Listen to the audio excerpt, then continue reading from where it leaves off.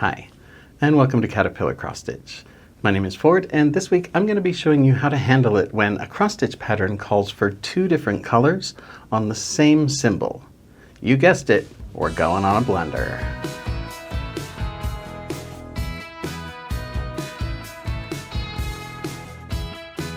Now, before I dive in, I'm going to ask you for a tiny favor.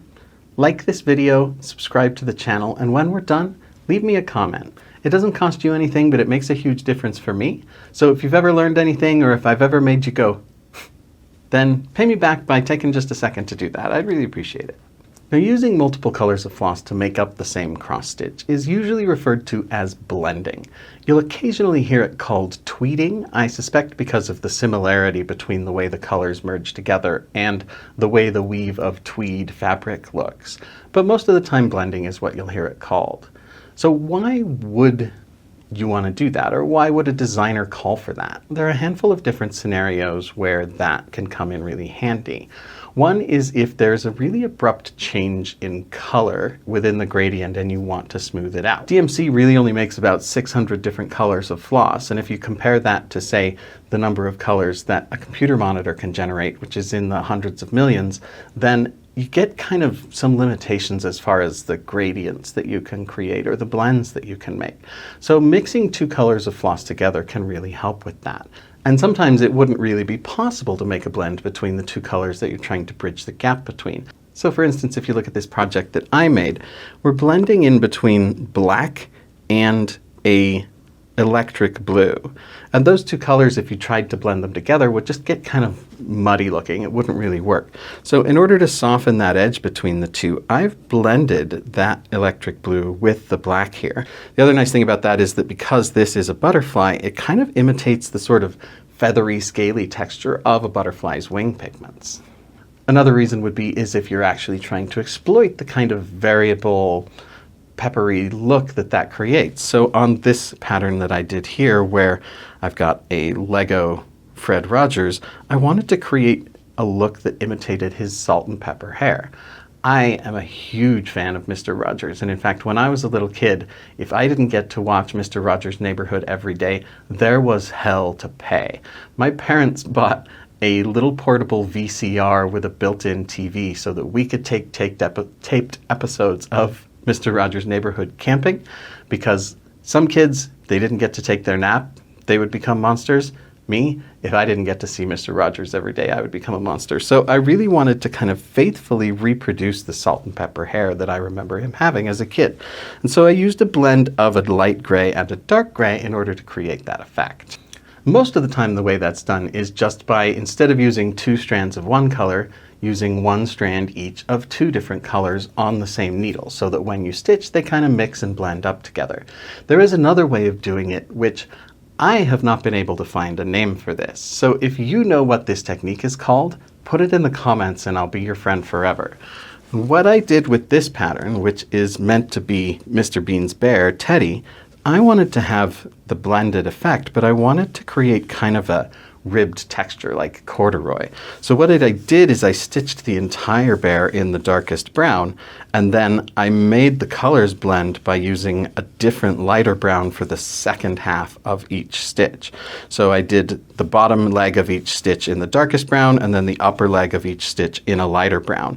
And you can do the same thing to create kind of a more textured blend if you're trying to get, a fabric or grass or anything that has sort of more of a linear texture to it. This effect can really, really help with that. Now, I really wish when I'd made this that I'd thought to just use a button instead of creating little eyes. Well, next time, I guess.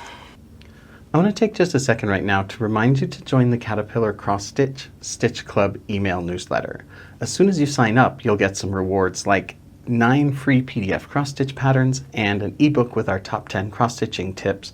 Plus, you'll be kept up to date on all the latest news with Caterpillar, including any upcoming stitch-alongs, retreats, socials, those kinds of things. So make sure you hit the link down there in the description, and I'll pin it in the first comment so it's easy to find.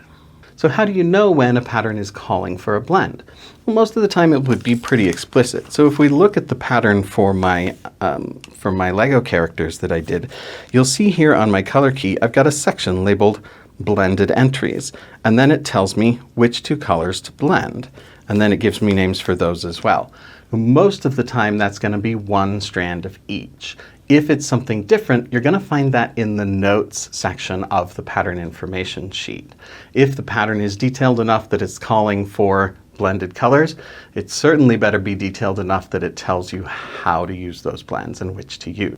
Occasionally that won't be separated out though, it will just be in with all of the other color lists, but generally it will just, where it describes what color to use, it will just list 2 colors instead of just the one.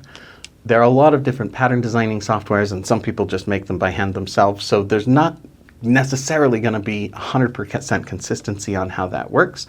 But again, if they're calling for blends, then they're doing a pretty detailed pattern and there should be some instructions. So just make sure that you read everything that came with it. Now, if you're modifying a pattern that calls for 2 strands and you're using 3 in order to get better coverage, that can create a little bit of a problem.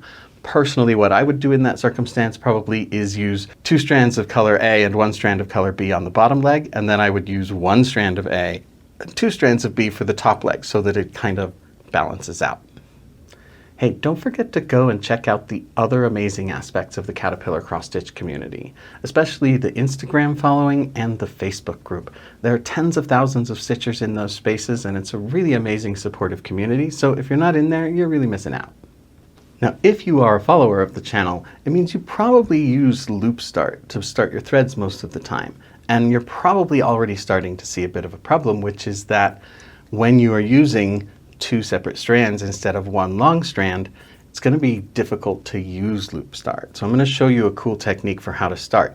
But first, it's going to create another problem, which is that because you cut your strands to loop start length, they're going to be too long to stitch as a single strand of the 2 combined together. So you're going to want to probably cut them in half so that you're not doing a John Travolta impression with every stitch that you do.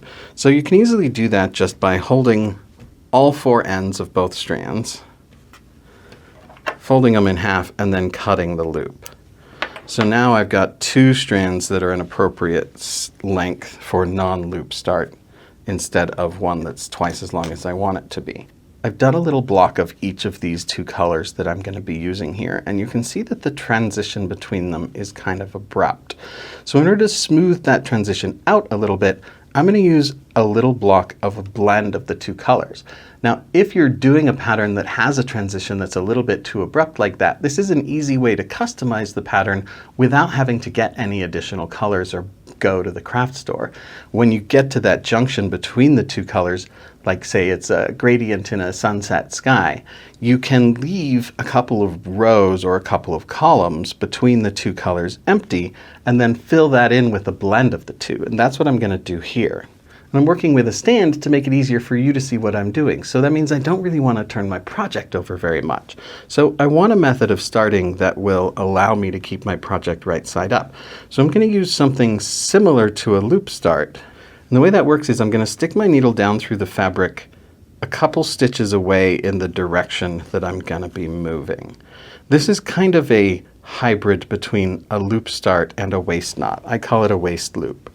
So then what I will do is I will come up in the top right corner of the first stitch that I'm going to make, and I will go back down through that same corner. And that's going to create a little loop, just like when I'm using a loop start from the front. So then all I do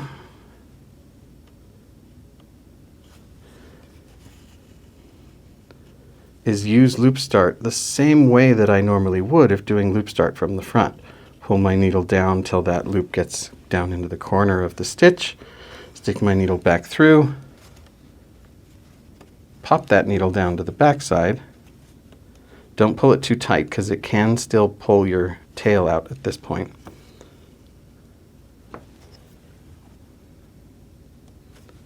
And do my first couple of stitches. Now I've stitched over the top of that tail on the back side of my fabric, and it should secure my stitches for me. So then what I'm going to do is just go ahead and trim off that little tail that's left.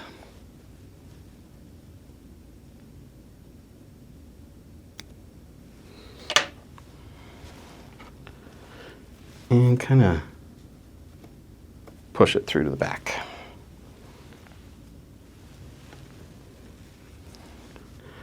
And then I'm going to do my blended color stitches. Now for some reason, I don't know what it is, when I do blended colors, I wind up with one color sort of landing on top most of the time. So I kind of want to get a more even distribution than that, so I'll make sure to railroad my stitches when I'm blending this way. And the way that's done is just by sticking your needle between the two strands that you're stitching with, so that each stitch, the floss sort of goes between those two strands and keeps itself separated.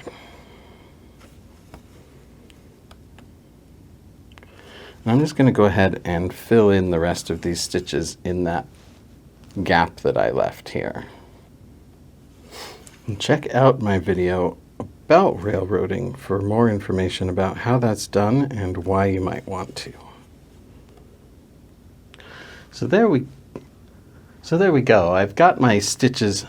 So there we go. I've got my stitches in that interstitial space done in the blended color.